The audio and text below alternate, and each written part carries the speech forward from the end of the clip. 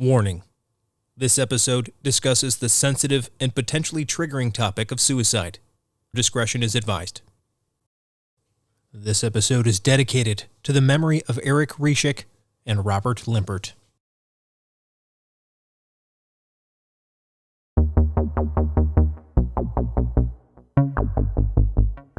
Hello and welcome to the Minds in the Frontline Podcast, brought to you by the Frontline Strong Together 5 program. FST5 provides streamlined access to behavioral and mental health services, as well as crisis resources for Michigan's Frontline 5 workers and their families. This includes all professional, part-time, and volunteer firefighters, EMS, law enforcement, corrections officers, and 911 dispatchers in Michigan and their immediate family members.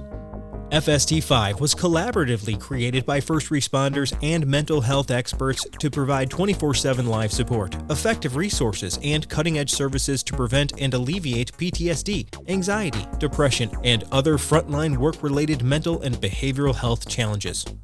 Need help now? If you are a frontline worker in Michigan or an immediate family member experiencing any crisis, work-related, substance abuse, depression, relationships, financial, or any other, reach out by calling 1-833-34-STRONG or go to fst5.org for more information. I'm Jeff Lassers, one of the hosts of the Minds on the Frontline podcast, and I'm a professional firefighter, paramedic, educator, and content creator. Minds on the Frontline is co-hosted by Mike Mattern, who is also a professional firefighter and paramedic. In addition, Mike is a peer support team member for his fire department and the Frontline Strong Together 5 program, as well as the chair of the Michigan Professional Firefighters Union Behavioral Health Committee and a board member of the Michigan Crisis Response Association. Mike has training and experience with frontline worker mental and behavioral health. On the other hand, I do not. My role is to produce the show, whereas Mike is our resident subject matter expert. Together, we hope to inform, educate, and entertain frontline workers, their families, and the public regarding the realities of frontline work-related mental and behavioral health challenges. Today, we welcome back Manisha Leary, who is the FST5 program manager and a therapist with a focus on trauma. In addition, we welcome Ashley Freeman, an EMT who is also working towards her master's degree in social work. Once she completes her program, Ashley plans on becoming a therapist that works specifically with frontline workers. Although she is currently living a healthy and happy life with a bright future, things were not always so positive for her.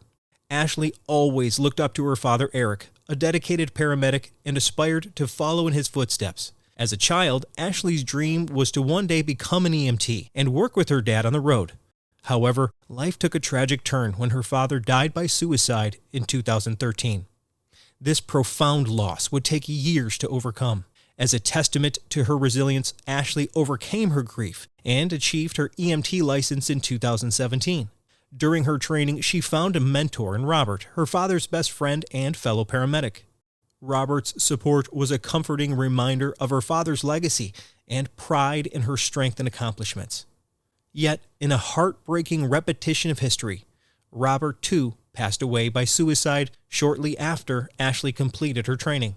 Despite these painful losses, Ashley continues to honor the memory of both her father and his best friend through her commitment as an EMT and future therapist for frontline workers.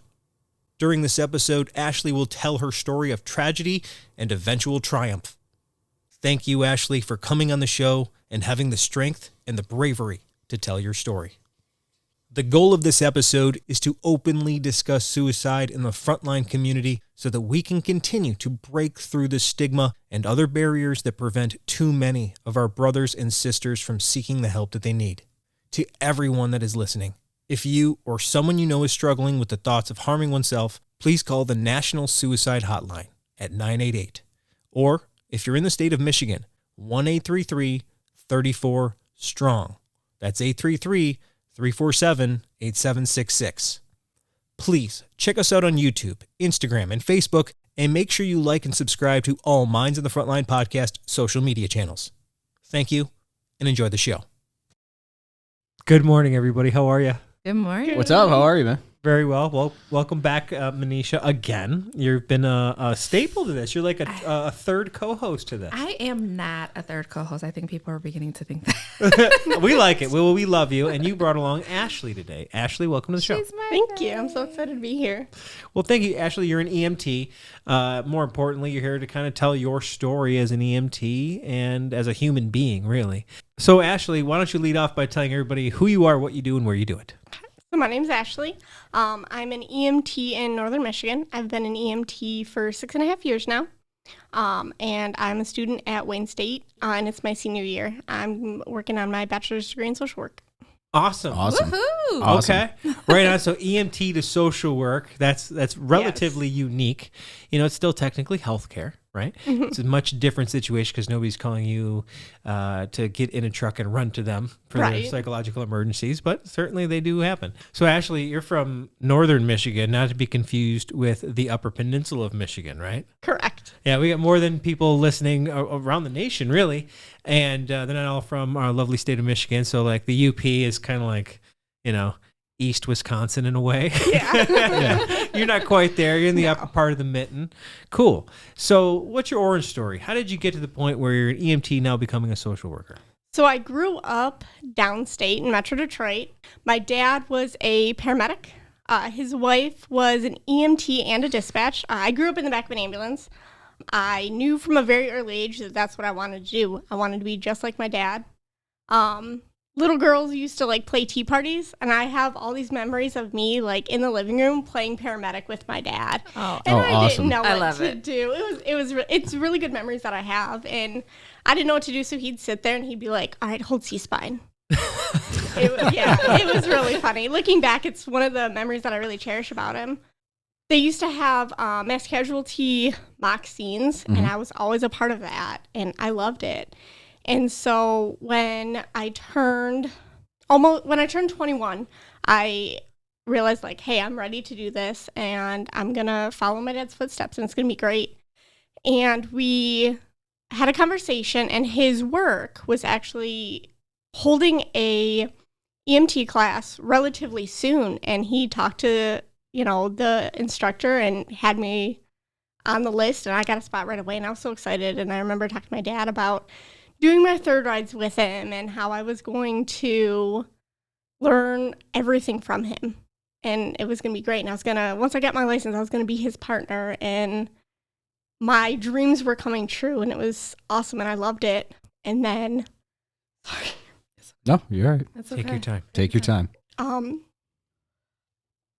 So then in January of 2013, that dream kind of shattered. My dad committed suicide. And so I had to go through that process of losing him. And not only that, but I lost my dream. You know, I was going to be just like him, and I was going to do everything with him. And when he died, I realized I wasn't going to be able to do any of that. So it took me quite a few years to be able to come to terms with the fact that I wasn't going to be able to do this with him. And I remember talking with his best friend, who was also a medic, and he helped me, go through the process of grieving him. And he said he knew the instructor for their EMT class. And I said, okay, I'm ready. I'm going to do it. And I remember the first day of class, the instructor, was up in the front and said, "Who's Ashley?" And I nervously put my hand up, and I was like, oh my gosh, what is this? And I remember him looking at me and saying, "You got this. We're going to get you through this." He knew the story of my dad and his best friend. And it was awesome to know that my dad wasn't here, but I had people that had my back still. So I remember having to go through the class and struggling and having to go through the grieving process because it brought everything back up that he's not here. He's the one supposed to be teaching me all these things, and he's not. And I remember being mad at him for it. So after my dad died, I remember his funeral and having all these people tell these great stories about him and how he was such a great medic. And he helped people with their medic too. And I remember being mad that he was gone and I didn't get to experience that, but also so jealous because they got to experience that and I wouldn't be able to. And that's part of the reason why I struggled once I got into classes. It brought all that back up that I wasn't going to be able to have all these experiences that all these other people got. But I was able to get through school. I did my very first third ride with his best friend. And I loved that. I didn't have my dad, but I had Rob. Mm-hmm. So that was really awesome. And I passed EMT, and it was great. Sorry, making me cry. Oh, you're good. You're good. It's okay. This is all right. This is what we're here for. This is why we do this. I lost my dad too soon too. I get it. It's hard.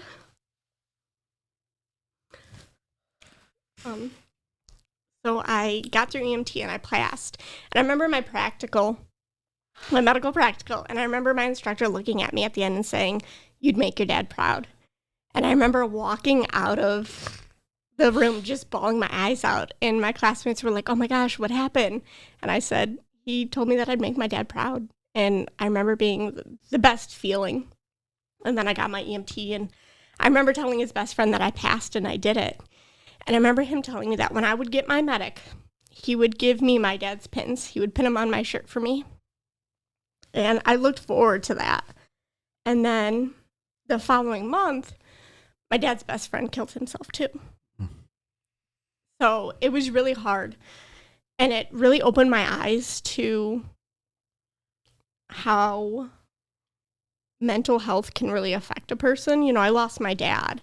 And then his best friend is gone now too. And I went through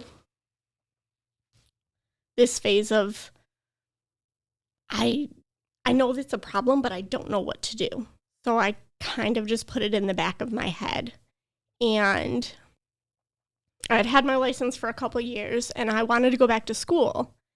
And I originally was going to go for my medic. But then I had a bad call. And I remember the person that I called that was supposed to help told me, "I don't know what to tell you. I just hope you don't have nightmares." And I realized that I knew that's not what you should say to somebody who's in a crisis. And I realized that if I can't find somebody that can help me, I'm going to be the person that somebody else can come to. Mm-hmm. So I started my process of going to school. I got my associate's degree, and I'm working on my bachelor's degree. It's my senior year. I'm really excited. I plan on going for my master's and being a therapist specifically for first responders. It's needed. It is. So needed. It's needed. Yeah. absolutely. I think, I think we're all kind of blown away right now by your story. But I think even going now, you're going to help more people than you know. You thought being a paramedic, you're going to help a lot of people, but doing what you're doing right now is going to help a lot of people. And I commend you for it, for going through all that stuff and realizing, we all have, when you go down that path, you got two paths that you can go. You know what I mean? You can let it drag you down, or you can do something about it. And I'm going to tell you right now, you're going to be the person, just because of the experience that you had, you are going to be the person that a lot of people are going to want to talk to. I hope so. Because you have a unique perspective on the other side of things that a lot of people may not necessarily have. And you're invested. So it's definitely going to be something, whether you're working EMS or this, I'll tell you right now, your dad's going to be proud of you for it. 100%. Absolutely. Because I guarantee you are going to help as many or more people by doing the social work thing than in EMS. And it's needed. It is. And I know as a first responder, it's hard to find somebody to talk to unless they've done it and they understand the experiences. And that's a crucial part of first responders seeking help, is having somebody that understands how we talk and what we go through. Absolutely. I think it's a perspective. Talking to Manisha, being a clinician here, I think it's a perspective that for a long time went unneeded or unchecked yeah. Because it was, well, we read the books. This is what you guys need. Yeah. But if you don't have the frame of reference of actually sitting in that seat in the patrol car, or sitting in the seat in the ambulance, or sitting in the seat in the fire truck, that perspective gives you more than any book or any class in the world will ever give you. Yeah, and it's not always the big things that affect the first responders too. And I think that's where there's a little bit of a disconnect with somebody who doesn't have that experience is they think that it's, the super graphic scenes that are always going to get to us. And it's not always that. I know for me, it's a red flower that always gets to me because of a call that I had. And unless you've been through that, it's hard to explain why that is so significant in a call. Mm-hmm. It's those life experiences that you have, whether it be on the job or off the job. Those are the triggers. Those are the hooks that always get into you. It might be, I've been on runs where it's a kid and the kid's got the same shoes as my son. And you're like, holy shit, that one's going to stick for a minute, because you go home and you see the shoes or the red flower or whatever. And it's about as individual as it comes. Everybody's got their own thing. And I think those are the things that really kind of stick with you. Those are your triggers. Those are I always call it the hook. It's the thing that's stuck in you. You can't get rid of. So it's not a straight line from what you experienced to your current healthy state and a very positive, bright future. You underwent a lot, and a lot of people also do. So what was that arc? What did you have to do other than say, I'm going to do this? That's an oversimplification of probably what you actually did. You probably had a lot of struggles along the way, conversations, maybe therapy. What were those things that you did to get to this point of your life? Well, I knew that I wanted to be able to help fellow first responders. And I, at first, was going to go to school for psychology.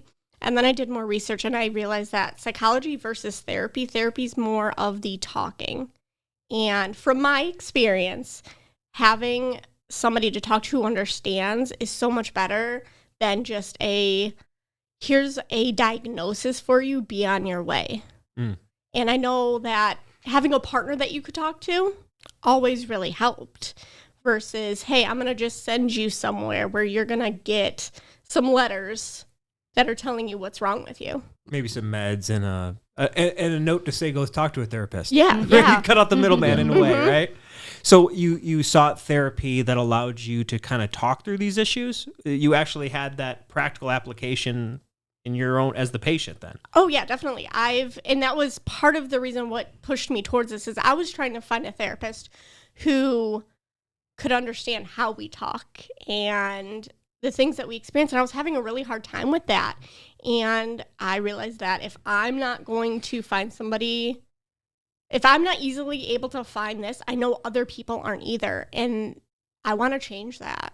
And I always said that, like, my dad, no one's going to remember his name in 100 years, but I know that people are going to be alive in 100 years because of the people he's helped now. And I said, that's what I want to do. And for me, that's like the meaning of life, is being able to have a positive impact on people so that they can continue. That's awesome. Right. You mentioned earlier that one of the initial emotions you felt were anger. And I think that's one of the biggest things that people kind of try to push down. They try to bury those intense feelings, because a lot of intensity comes with anger and things like that, which anger is mostly a secondary emotion, and fear is usually the core of what that is. But how did you express that? How did you come to terms with your initial emotions and kind of express them through? Was there a process where you tried to not deal with them? Was there a process where something had to snap you out of it? There definitely was. I know for the first week that my dad was gone, I didn't let myself believe that he was gone. He worked night shifts, so during the day I would just tell myself, oh, he's sleeping. And then I'd leave the house while he would be up getting ready for work. And then I'd come home after he would have left for work and just tell myself that he was at work. I didn't want to believe that he was gone. And his best friend actually helped me with that. He had a conversation with me and said, hey, listen, he's gone and it sucks. And it's going to hurt, but you have to feel these emotions or you're not going to end up okay. Wow. So that support was there. It was. And that's what was so great that I got to do my third ride with him. And I remember him telling me that when he gets burnt out on the job, as we all do, he looks out the window, and while they're coating down the road, the windows always reflect back, and he looks at the lights as he's coating, and that reminds him what he does.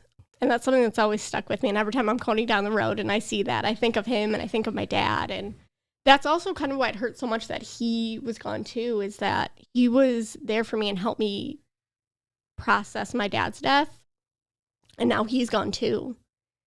And that was really hard. Do you think that a program like FST5 can help eliminate some of the stress somebody like you'll go through in the future? Yeah, FST5 wants to be a little bit of that bridge. Not even a little bit, like the whole connection if we can be. And so, and we're still relatively new, right? So, we're lucky enough to have you and be a part of this team. We're lucky enough to have Jeff and Mike. And so what are some ways that we can help bridge that gap? Because we've talked about this in multiple different episodes, and we've talked about it in multiple different ways. The stigma is strong. It is. The stigma of like reaching out, talking to someone is strong. And the generations before you guys and the ones before them, it was literally suck it up. You guys will get through. This is what you're here for. The community sees you as heroes. And so it's kind of the space of like, who do you guys reach out to if you guys are supposed to be the ones saving everyone else's lives, right? Like, you got to have some kind of space there. So what I'm asking is, what are some ways that FST5 can help make the state of Michigan more of a place where we want to talk about? We want to talk about the things that people don't talk about.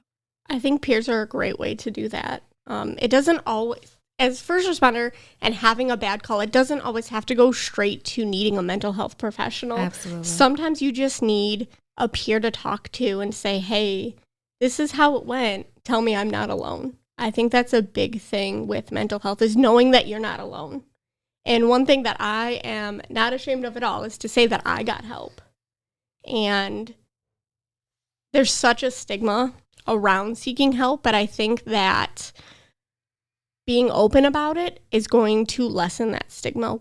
We see and do things that not a lot of people get to, and it's awesome at times. And then other times it's hard, and it's okay to say, I'm not okay.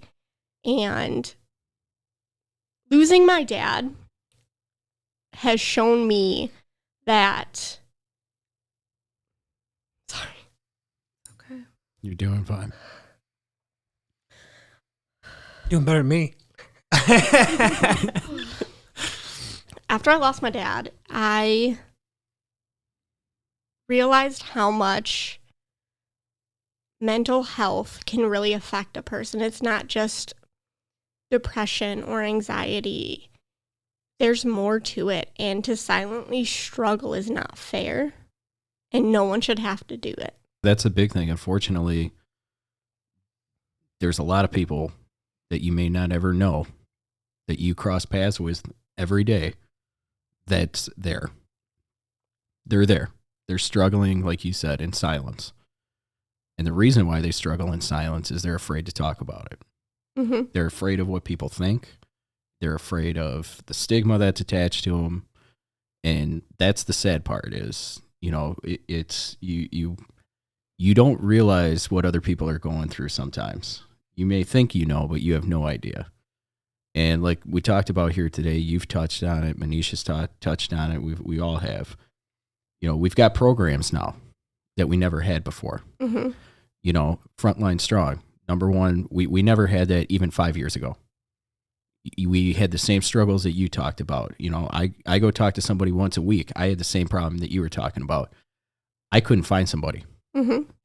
Nobody. They were either, oh, tell me all your war stories, or I had some lady that I made cry by telling her what I saw, And the cool part about it is nowadays we all said enough. We're sick and tired of this bullshit where we got to find shit on our own. Mm-hmm. We've lost enough people that we've loved. We've struggled enough that we said the system is screwed up and we need to fix it. And if nobody's going to go fix it, who's going to go fix it? We are. Mm-hmm. And it's people like you. It's people like Manisha and Frontline Strong. It's people who are doing peer support. It's people who are doing CISM. It's the clinicians who are going to learn to talk, how to talk to us.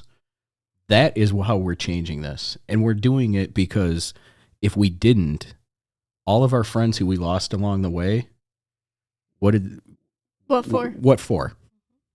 We're doing it for them. We're doing it for ourselves who struggled for how many years in silence because we were afraid to talk about it. So it's nice to see nowadays we've got programs like FST5, who is first responder based, and they're bringing in first responders to do it.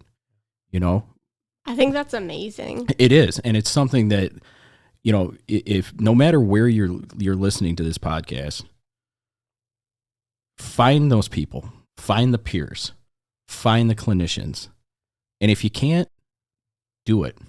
If you have the opportunity to do this stuff, do it. Because you turn like you're talking today, you turned your story from a big negative into a positive.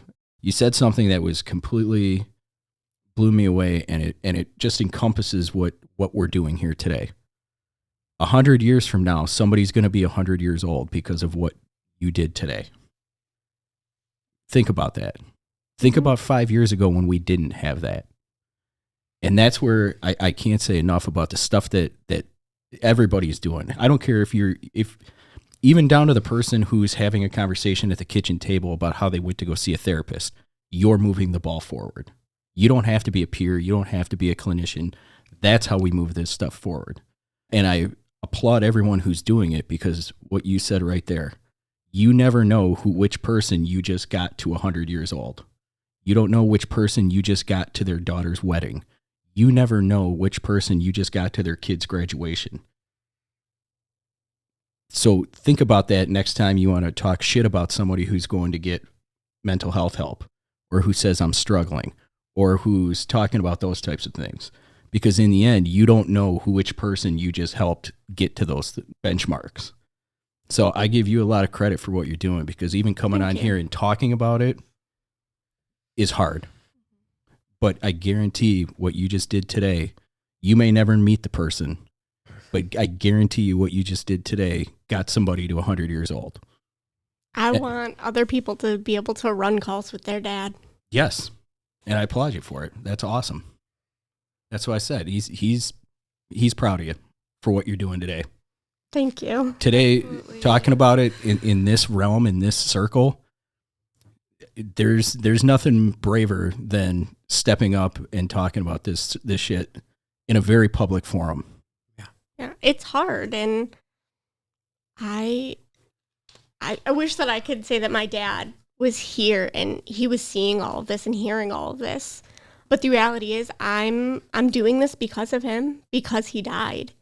And I'm able to turn such a tragic event into something so positive for me and for all the first responders that are out there because they're hearing a real life story. It's not, oh, my partner's partner struggled one time.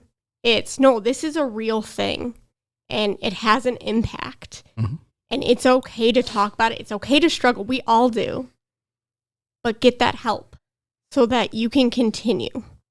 I can't say it any better. I think we leave that alone. I think that's where we close it out right there. We leave those parting words right there because none of us at this table are going to say it any better. No. Yeah. Thank you for your bravery today. Thank you so much. Thank you for coming on. Honestly, I do want to say, we got to put this out there, guys. If anybody is struggling and needs help with anything, if you are in the Michigan area and you are a first responder or a family member of a first responder, please don't hesitate to reach out to FST5 at 1-833-34-STRONG. If you are any place around the country, and we do have a lot of loyal listeners throughout the country right now, please don't hesitate to reach out to 988. You can pick up from any phone and call and get the help that you need, or you can give us a call directly at 1-833-34-STRONG. Also, you can check out the website at www.fst5.org for more information as well. Yeah, a lot of good culturally competent clinicians. Yes, there's a lot of very good culturally competent clinicians on that website, inspired by people like you. Thank you again, Ashley. We can't wait to see you on the website as a clinician as well. Yes. Thank you. I'm really excited. I can't wait to see what FST5 is going to grow into, and I'm so excited to be a part of it. Well, we're happy to have you. Thank you for listening to the Minds on the Frontline podcast. If you or someone you know is struggling with thoughts of harming oneself, please call the National Suicide Hotline at 988. Or, if you're in the state of Michigan, 1-833-34-STRONG. That's 1-833-347-8766. Thank you for listening, and have a great day.